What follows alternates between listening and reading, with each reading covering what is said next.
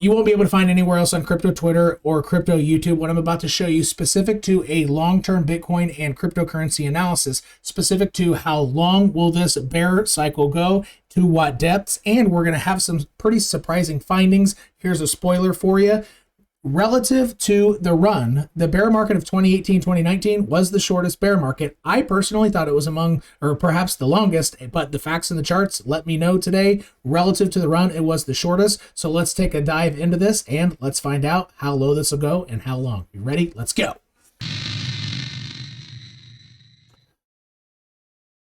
You are looking at the weekly 200 EMA, which is denoted technically by the monthly 51 EMA. And I have that shaded between that and the monthly 10. So the best that I could align a monthly indicator to the weekly 200, which is pretty dang close, is the monthly 51, in case you wanted to do this on your chart. And the actual name of the indicator is called EMA Fill. I will have fancier tools. My administrator, I guess he knows how to write script and stuff, so he'll be developing some stuff for me here shortly in order to have more of this. But take a look. Take a look at the pattern. And I've mentioned this before. Once Bitcoin price goes under, for the first time, the monthly 10 EMA, which is the red line, it has a pump, and then it goes under the second time, and it hits the weekly 200 every single time. Goes below the monthly 10, has a pump, goes below it again, hits the weekly 200.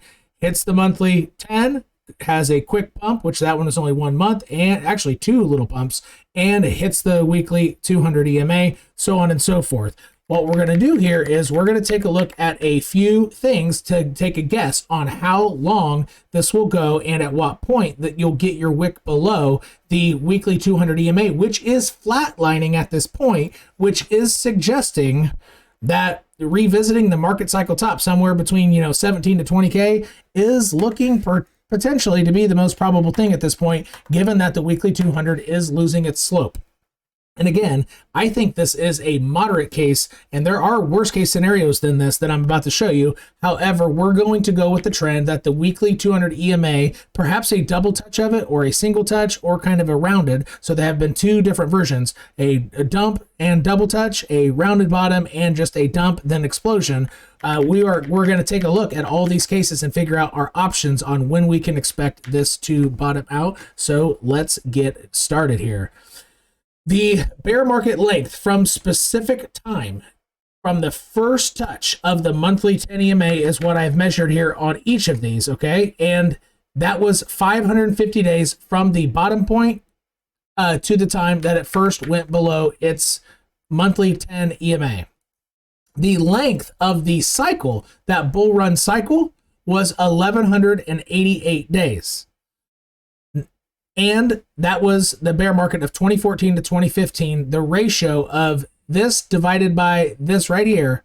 So essentially, kind of like slope, rise over run, but this is, rise over bear market days in terms of length of days. The ratio is 2.16. So the amount of time the bear market lasted from that point where price went below the monthly 10 to the final bottom, okay, that length of time times 2.16 equals the length of time of the run. Okay, we're going to do that for each one. So we have our next little bear market here. Technically, it was the shortest bear market of 2018 and 2019. That was 300 days long, again, from the point it first went below the monthly 10 down to the ultimate bottom. The size of the run in terms of length of days was 853 days. And if you take that ratio throughout the 2018, 2019 bear market, you have a 2.84. So the higher that this number is means the shorter the bear market was. And this was the shortest bear market of all relative to the length of time that it ran up in a bull trend, a very, very bullish trend. So our next little bear market here, so we had a mini bull market, mini bear market. Technically, this was the longest bear market, again, relative to its run, as crazy as that sounds, in terms of raw number of days, yeah. So 185 days in raw terms, that was the shortest, but all things are relative. So relative to its run, it was the longest bear market per the bull market length, and it was roughly a 1-to-1 ratio. So that was the bear market 2019-2020 with a ratio of almost smack dab 1.0. All right, and now we're going to see how long this went up. And what I've done here is I've guessed the middle. Since we had a double top type of situation, I didn't want to put it back here, and I didn't want to put it all the way over here because I don't want the point at which it went below its monthly 10 too far back below here. So I simply put it in the middle, right? So we have about 550 days. And if you had a 1-to-1 ratio, which is the longest, that is the longest bear market we've ever had. Okay, so the lower the number, the longer. That would be the bottomed out, the final bottom this November, relative to the length and time of the run.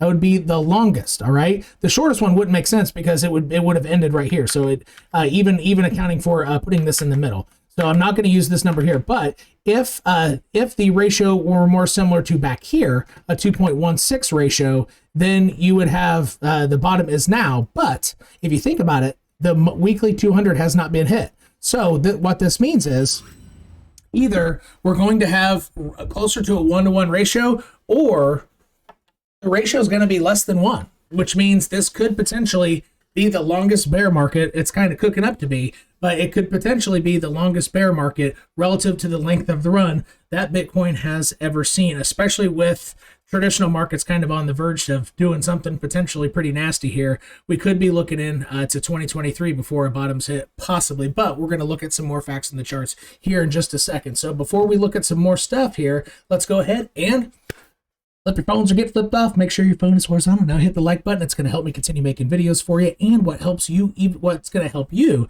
is if you hit the subscribe button, make sure that all alerts are hit because this is time-sensitive information. Allow me to deliver it to you in a time-sensitive fashion. Hit that bell. Make sure all alerts are hit. We're in this together. Leave me a comment down below whether you think it's ridiculous to think that a bottom until 2023, whether that's ridiculous or not. Let me know your thoughts or what date you think the bottom will be. In my last videos, you all let me know what number. Now I want a date. When do you think the bottom will be after you've watched this video in completion? I'm telling you, it's not quite yet because the evidence is, the facts and the charts are very, very clear. It's not quite there, folks. It's not even close. All right, so let's jump back into these charts here. Make sure to follow me on Twitter, Costas Verdes 2. I give frequent updates on Bitcoin and other cryptocurrencies. Costas Verdes 2. Turn on your camera and microphone and ask me questions directly and live up to 8 times a week. Links to the Discord community in the description section. If online communities are not your thing, but you want exclusive content way above and beyond what's offered on YouTube for free, go ahead and hit the join button below this video, and another video will pop up explaining to you the options before you.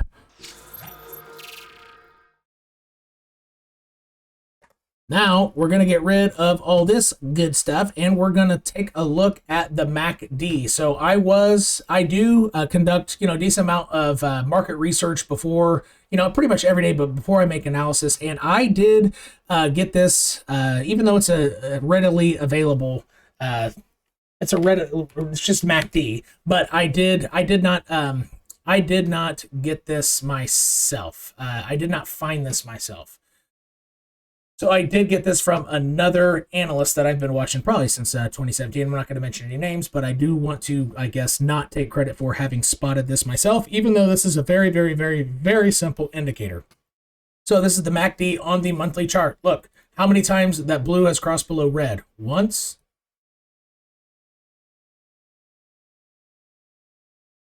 Twice.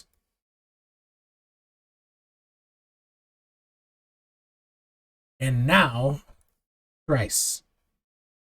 Now take a look at what happens after that cross. Let's go to the first one. From a visual perspective, this is showing you that we're not quite there, and it agrees from a more, different type of visual standpoint that we do have a ways to go. At the cross, that was the first red line. The first red one, right? And look how many more got there, right? So you had 1, 2, 3, 4, 5, 6, 7 in a row that were dark red. Same thing here at the cross. Okay, that marked your first red one. 1, 2, 3, 4, 5, 6, 7 also. All right. Oh, no, I'm sorry. There was 4 times and 4.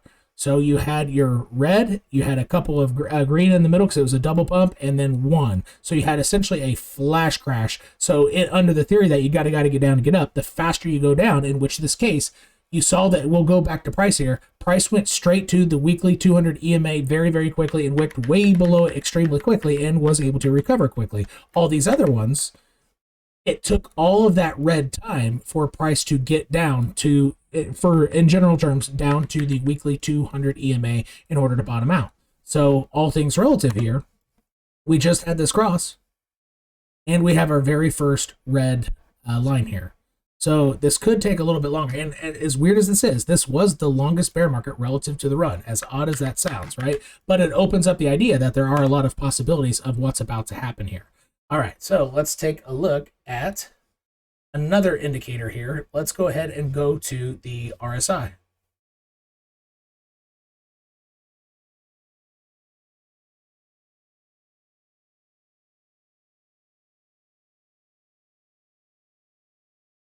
In each of these cases, that you found a bottom, okay, so this was essentially a double tap bottom, the monthly RSI went below the white line down here, right? The rounded bottom of 2019, monthly RSI went below the white line. The flash crash coronavirus, which wicked significantly below the weekly 200 EMA, which is kind of, a bear market target before things are starting to recover, it came down to the white line. So where are we now? We're getting kind of close. We're getting down there pretty fast. We do have a little ways to go. There is a trend line, with exception of the coronavirus, since that was such a fast one. You do have a trend line, and I did post this on Twitter to show everybody that, we could be getting close, and I think I actually did it with the weekly. But you have a trend line just below the monthly, or just below the white line. So I would imagine that it almost looks like, unless if it does come straight down here and tags this line, more quickly, that might be a 20K bottom. This could be a really, really short bear market, which still, even if it happened extremely fast, the ratio of that would be the same